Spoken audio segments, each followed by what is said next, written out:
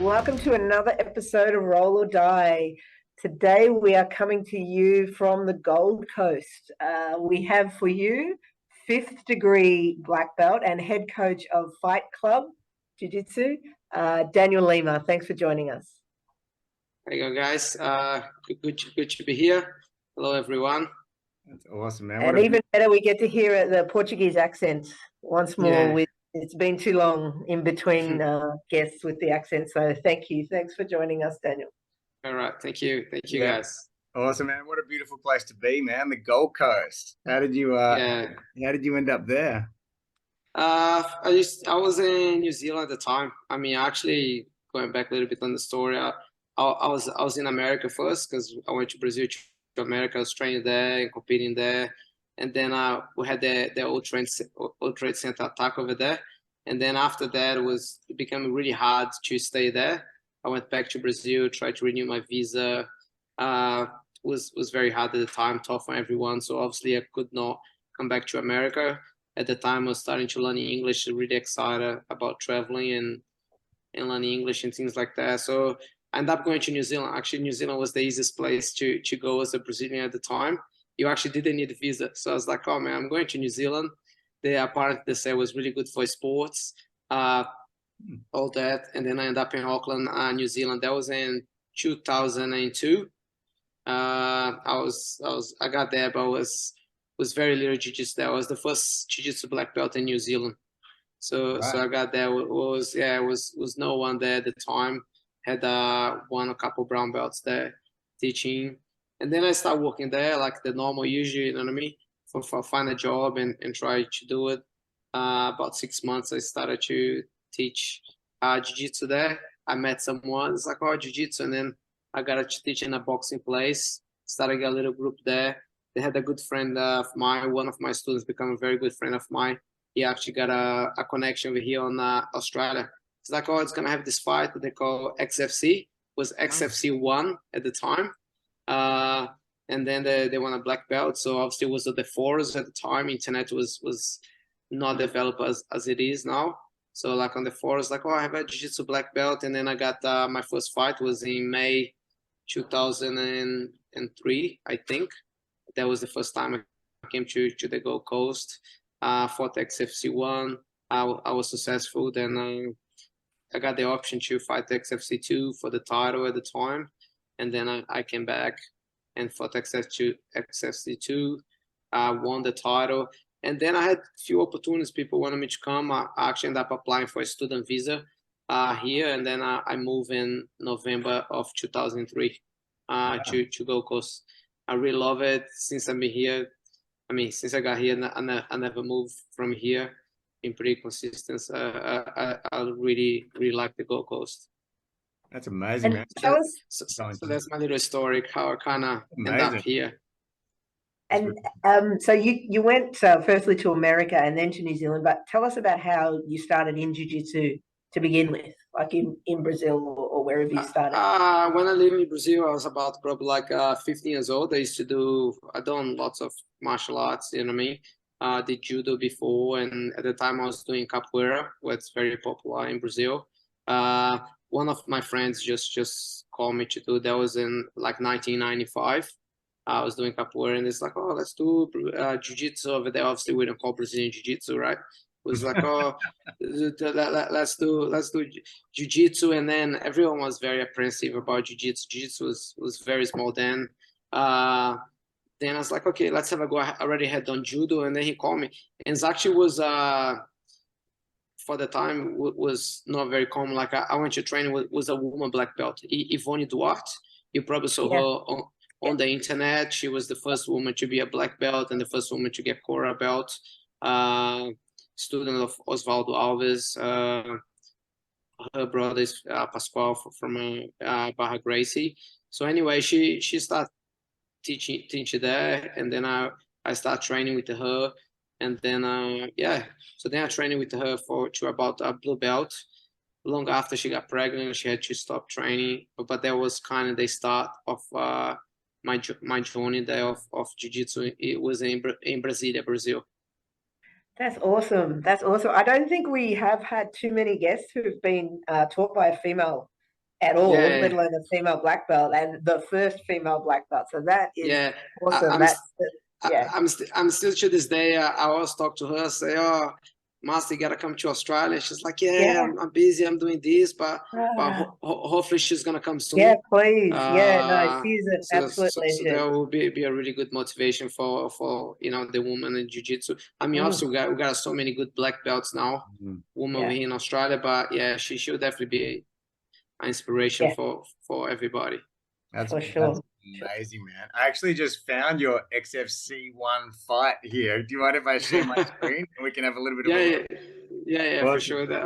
He's about 20 years old then, hey? So 2003. Yeah.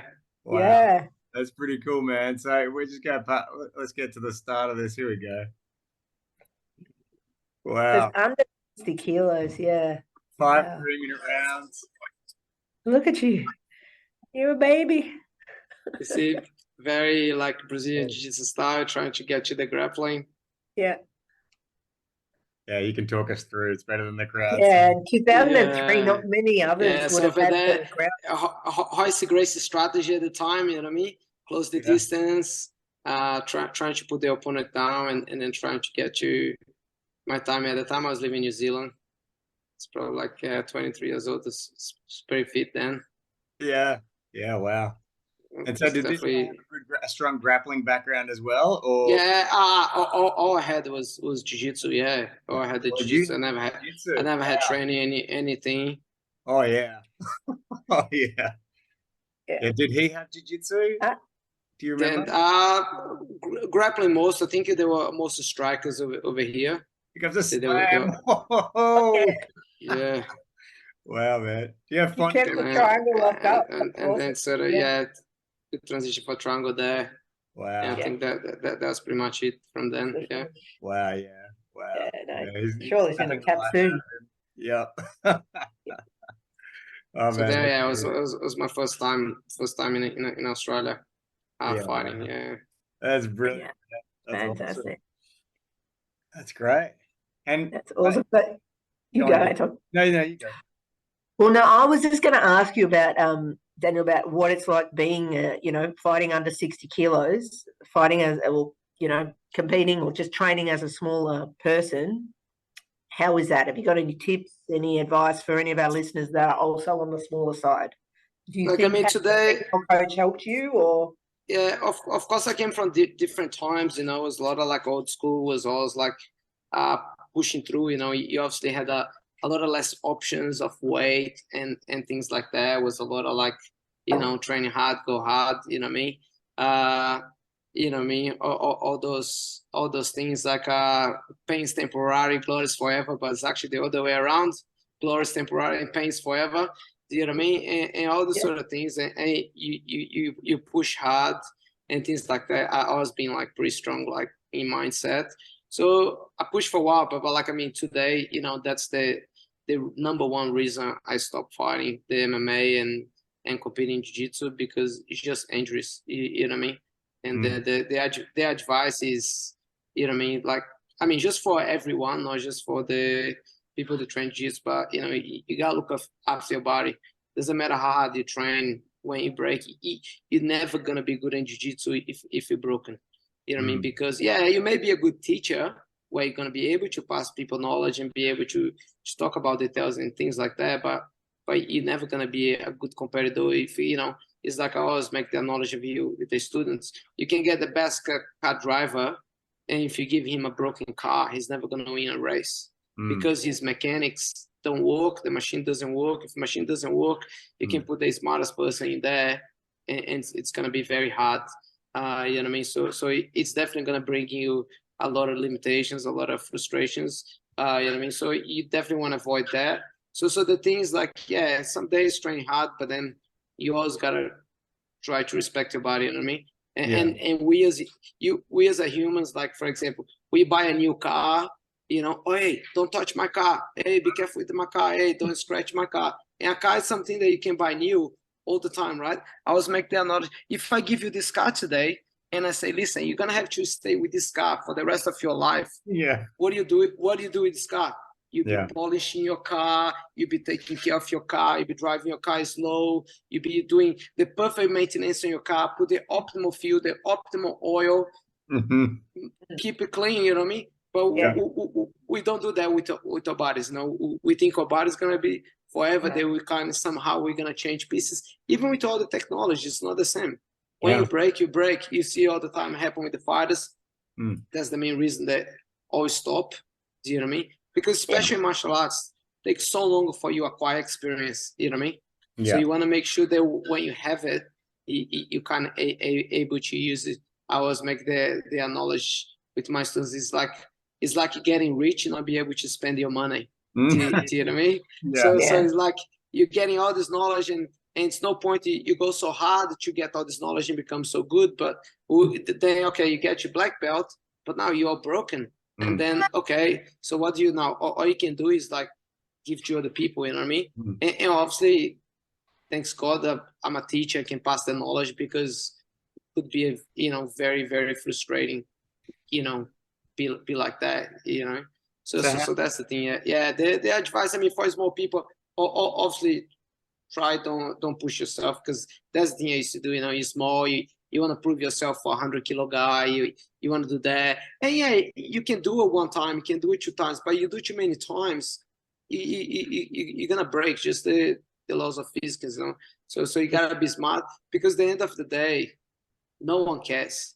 All people care is about you get any champions, like no one cares the match, who they tap out, who they lost to. They care about if he's a world champion or not. Oh, I'm 5 times world champion. You think they care about did he tap on the gym or he didn't roll the guy that was 100 kilos over?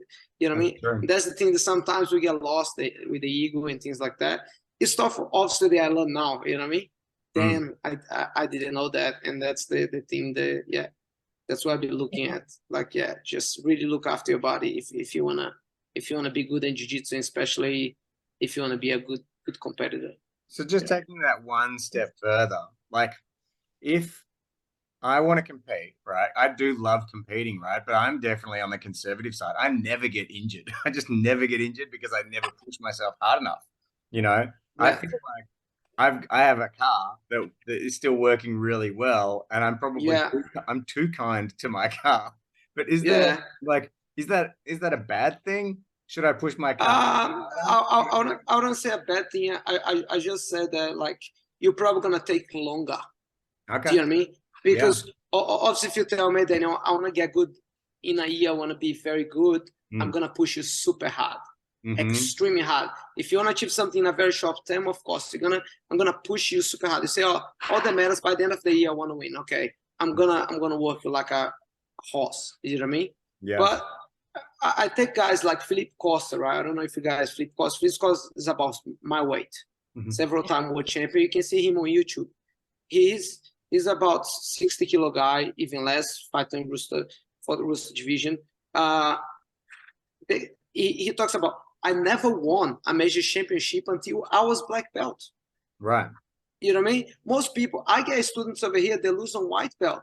They lose on their blue belt once. It's like, competition is not for me. It's like, come on, if you're not going to lose a white belt, blue belt, when are you going to lose? You got to learn. That's a guy, the world champion, that never won major championship on any belt. And then he gets on black belt and he's kicking ass. You know what I mean? Everyone will have like a different peak, I think. Do you know what I mean? Some people do well on like my jiu-jitsu career, for example. Jiu-jitsu, purple belt was my peak. I was winning everything, Brazilian nationals. I won Naga in North America. I got a few places on Pan Americans and stuff like that. That was my peak of my jiu-jitsu. Then my MMA was back. So everyone will have a different peak, But at the end of the day, where do you want your peak? Do you want to pick a black belt?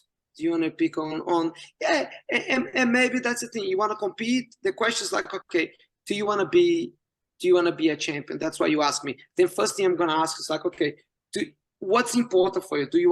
Is important for you to be good? Because that's the difference, right? Between being a martial artist and being an athlete. A martial artist is about being better than yourself every day, right? So you got to look at yourself. Okay, am I better than me yesterday? Yes. So you keep progressing. Doesn't matter with this guy if the guy beat me. I'm better than myself every day. You're a better version of yourself. Every day you're getting better and better. An athlete, doesn't matter how better he is than himself. It's all about being better than the other person. You can put the killer of every gym. You're going to put all them together in a bracket. And then what's going to happen? Only one's going to win, right? Because it's impossible. It's only one can win. Doesn't matter how good they are. One's going to win.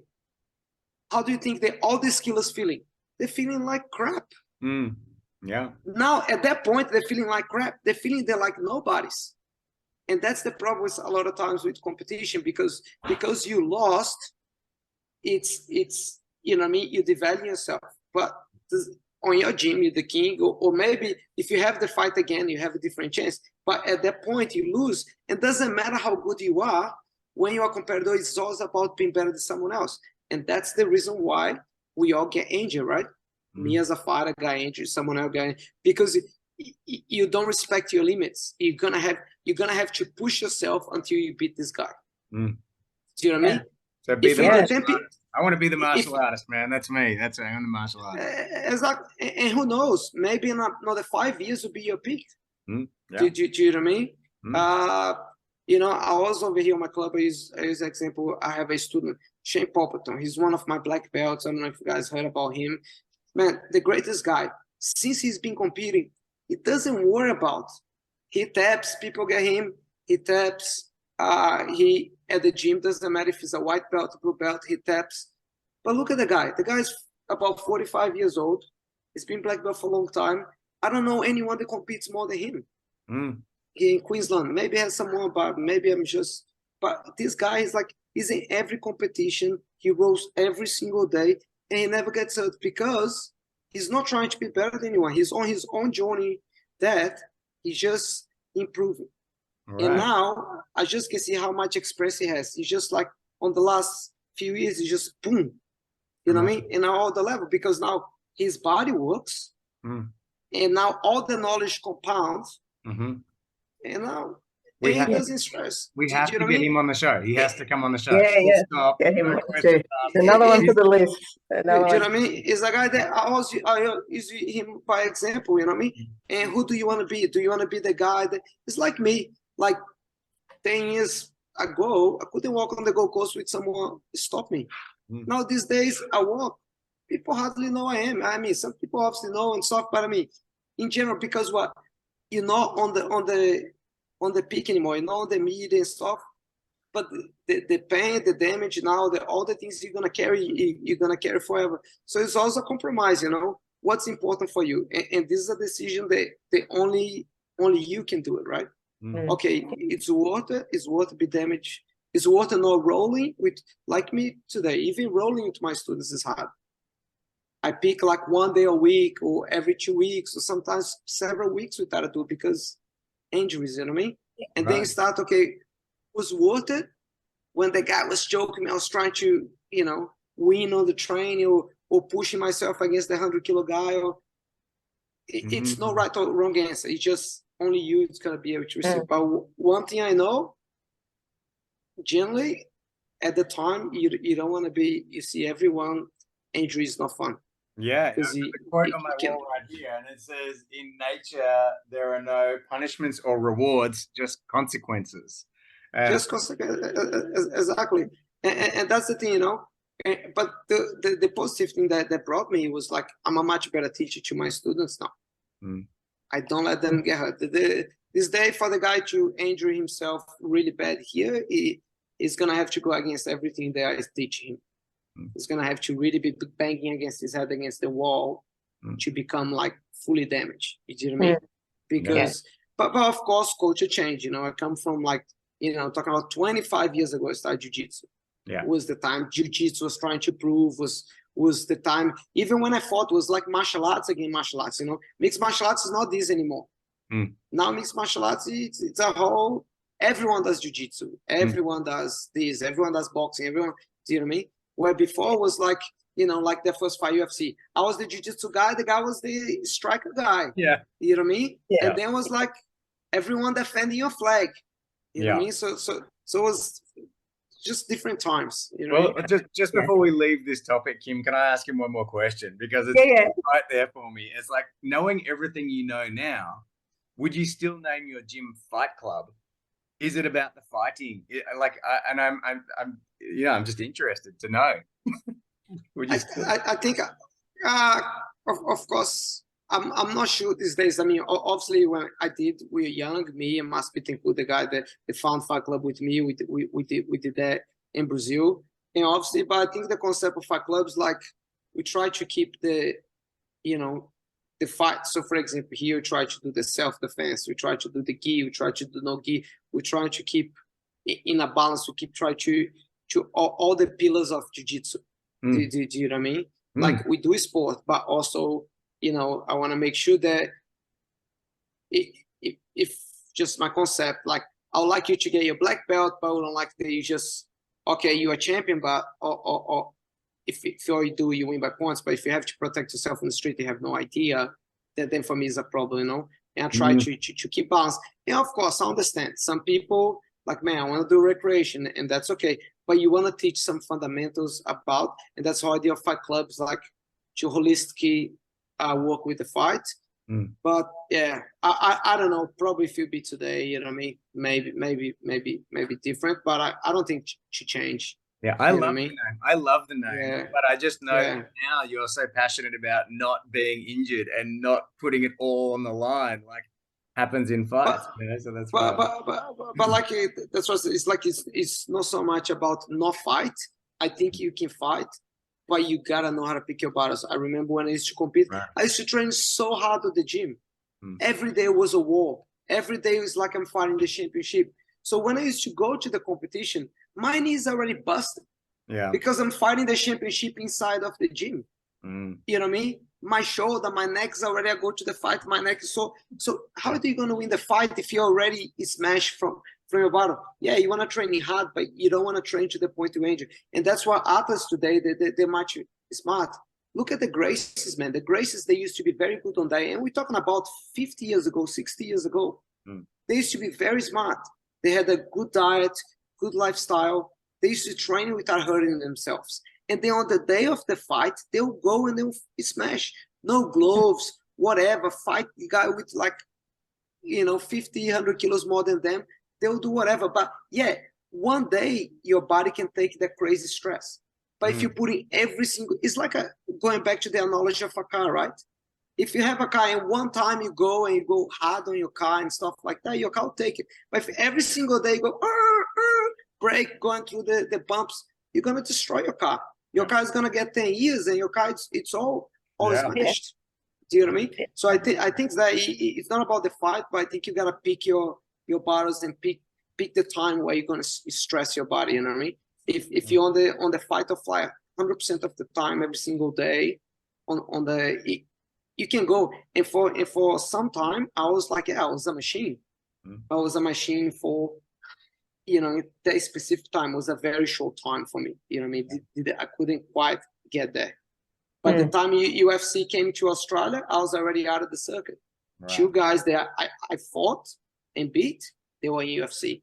And then you can see how frustrating it is. You know what I mean?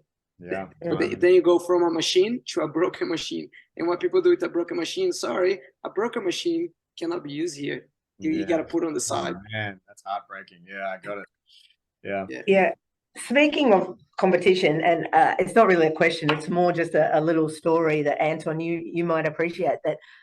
Daniel was, I guess, pretty much my first experience with competition, because you talk about like losing as a white belt. Well, when I was a white belt, my first competition was Pan Pacs, and I went against one of Daniel's students at the time, Kara.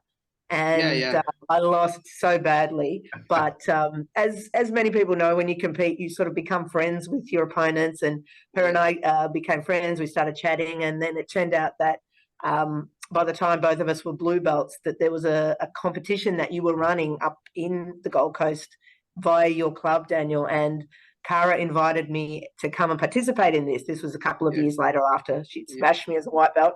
It turned out she couldn't compete, but then I think I organised my flights. I took my kids up there, and there was a change in the scheduling where the competition date changed. Yeah. And so Cara, out of her own pocket, paid for me to change my flights, or she basically covered my flight change so that I could compete in your competition. And then I think I went against one of your other students, Jess McBain, at the time. So it was just a really nice kind of, I suppose, circle of jiu-jitsu that, you know, we could become like a real community, which, I mean, this was like over 10 years ago now as well. I just wanted to share that little story. That's all. No, yeah, that's awesome. She's amazing. And I came and I trained at your club. Yours was one of the first clubs that I actually visited when I was traveling. That was, I think, for me as a white belt or as a blue belt, you feel a little bit intimidated sometimes to go and visit new clubs because I don't know what's the protocol. Do I bow? Do I shake hands? Like all of that. But it was just so welcoming to go there and train at your academy. So thank you so much. No, that's awesome. Great to know. And leading on from that, so you are quite involved with the competition scene, like behind the scenes in Queensland. Can you tell us a bit about that? Correct. I mean, I've been involved. Like when I got to Queensland, was very little jiu-jitsu. You know what I mean? And also for coincidence, also I was the first jiu-jitsu black belt in Queensland when I got here. You know what I mean? They obviously had all the guys that was teaching before me, not you know what I mean? Vince Perry, that was already here. Jason Robick, there was locals. They were actually on the Gold Coast, actively teaching jiu-jitsu. You know, they obviously not black belt. And then Eduardo Diaz was in Brisbane. You know what I mean? And then I was like, you know, competition is something. I used to do that in Brazil as well. Even before I came, we used to organize events there and compete. And all that. I was like, we need competition here. You know what I mean? And then I kind of start organizing some events. Obviously, at the time, it was like one mat.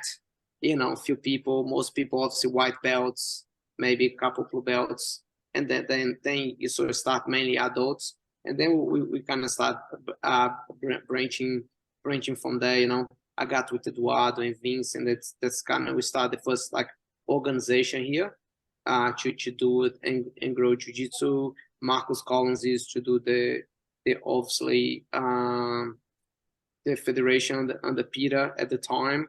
And then he was doing the States, and from there, everything just be growing. Like today, like we do a lot of, you know, it's quite few competitions. The scene of jiu-jitsu in the last 10 years, they just exploded compared to, you know what I mean? If you look at competition 10 years ago to now, it's like you cannot even compare. Wow. Now you got events almost like every couple of weeks, you know what I mean? Not necessarily from us, but it's you know, they have grappling industry, and then you have all the people they organize, and then it's obviously the market's hot and everyone's sort of jumping. You know, you got an ADCC, and then you have Abu Dhabi, and then you know you have your all the other small ones that come. But I think now it's going on the right track. You know, you never know how long that's gonna go, but at the moment the growth's definitely, you know, on the last 3 years to 5 years being amazing. Sure. My first ever coach was Vince Perry, by the way. That's a side note. That's not my question. My question for you is, like we talked about the car and all of that analogy. My son plays basketball. He's also done jiu-jitsu. Now he competes in basketball. And it really upsets me when I see the jiu-jitsu scene versus the basketball scene. And the basketballers can play competitively if they want to every weekend. Do you think it's practical that you could have a weekly jiu-jitsu competition and the body could withstand that? Is that possible? If everyone dialed back their intensity because they were competing every weekend, would that be good for the sport and the art? Would that be bad? I think in theory, yes, but I think on the practical, no, because you know what I mean, it's very few people they would be able to do that. At the end of the day, most people are gonna muscle up, most people are gonna have ego, most people are gonna resist. Yeah, they'll have probably a very small percentage of the population they would be able to. And also you gotta look at dysfunctions, you know. Most of people dysfunctions, they work in our office, and most people overload or work even as a trade. So you're already overloaded. So you're gonna do this over and over, you know what I mean? Injuries happen. They happen with any sport, not just with jiu-jitsu.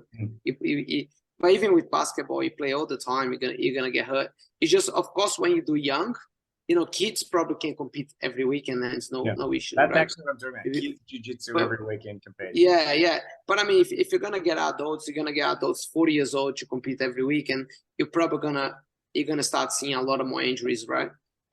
So I think practically no. I think in theory yes, and I think for very very few individuals that will be the case.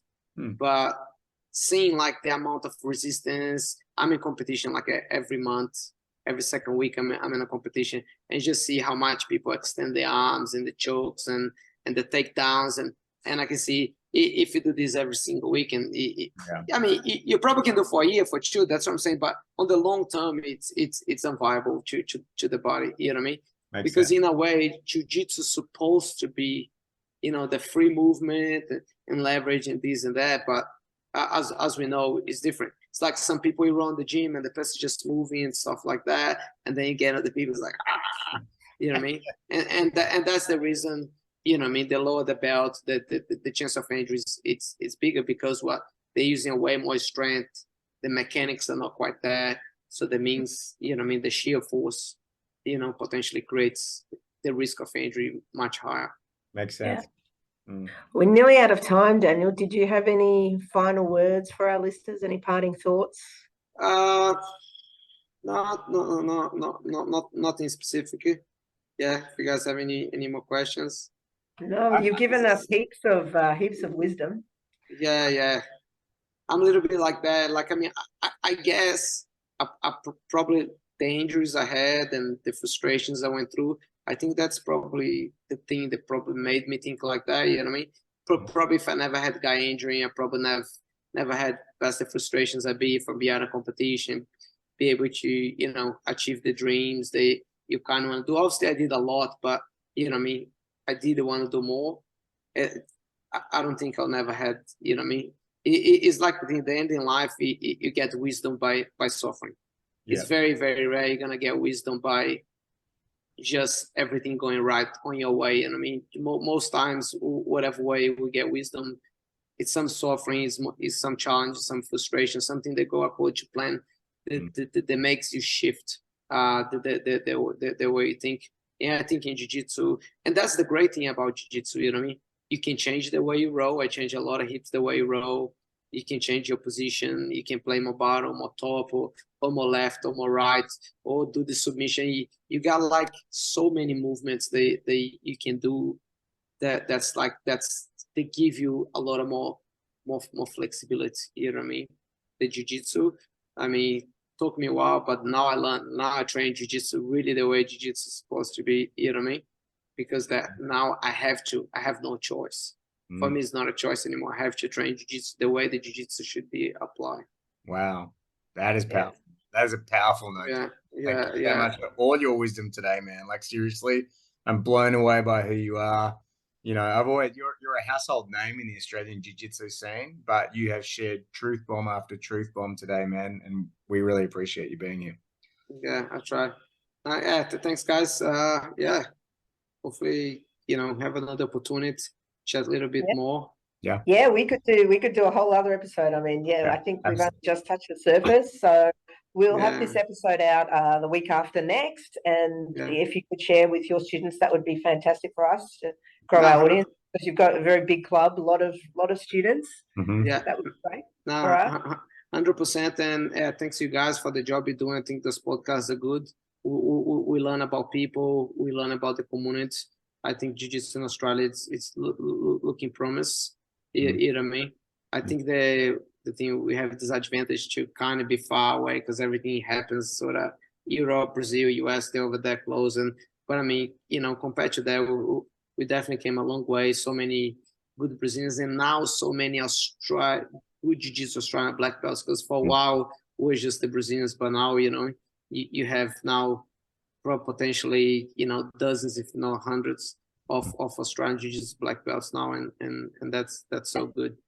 Awesome. Fantastic. Awesome. All right. Well, stay tuned for part 2 coming down the track. But thank you once again, Daniel, for sharing your time with us, and we look forward to seeing you on the mats. I think in the refereeing side of things, but any of our listeners that see Daniel around the competition circuit, go say hi. He's a really friendly dude. And yeah, thanks once again. Cheers. All right, guys. Thank you very much. Have a great day. You too, You man. Catch you too. soon. Thanks. Yeah. Bye.